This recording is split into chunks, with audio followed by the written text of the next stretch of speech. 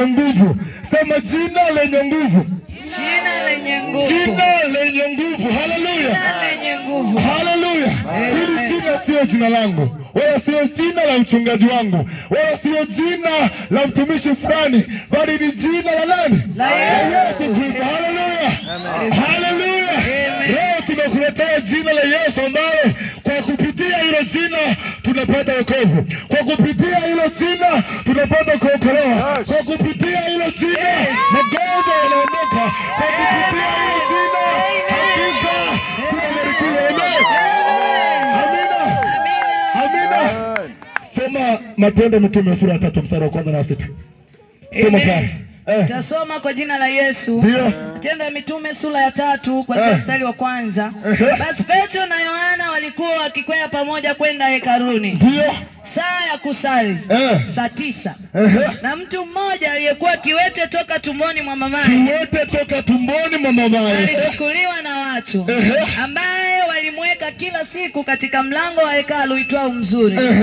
Ili aombe sadaka kwa watu waingiao ndani ya hekalu. Ili aombe nini? Sadaka. Aombe nini? Sadaka. Ili aendelee na maisha. Amina. Tuendelee. Mtu huyo akiwaona Petro na Yohana wakiingia hekaluni, aliomba apewe sadaka. Na Petro akimkazia macho pamoja na Yohana, akasema, tutazame sisi. Tutazame sisi. Akawaangalia akitarajia kupata kitu kwao. Ndio. Lakini Petro akasema, ndio, mimi sina fedha wala dhahabu, lakini nilicho nacho ndicho nikupacho. Kwa jina la Yesu Kristo wa Nazareti, kwa jina la Yesu Kristo wa Nazareti, simama uende. Haleluya. Haleluya. Yawezekana kuna mahali umeshindwa kuendelea. Yawezekana kuna mahali umefungwa.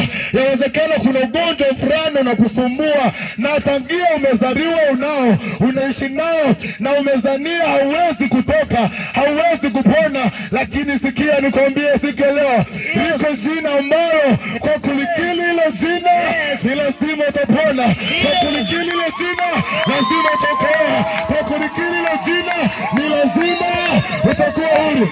Haleluya. Yamkini jamaa alikuwa hana mpango wa kuendelea, alikuwa amezoea kukaa pale, alikuwa amezoea kuomba sadaka ili maisha yaendelee, alikuwa amezoea kukaa pale kwenye ule mlango. Petro na Yohana wakaenda usiku, wakafika pale, akawaangalia, akasema leo nitapata. Yaani walipovaa vizuri hapo, hakika leo kuna hela nyingi. Alikuwa amezoea kupata chenji, akasema leo utapata note. Lakini angalia walichomjibu, wakamwambia hatuna fedha wala dhahabu, lakini tulicho nacho ndicho tukupata. Kwa jina la Yesu akasimama, akaendelea na maisha mengine yakaendelea. Ni watu wameshindwa. Ni watu wameshindwa. Tazama imani ya huyu baba.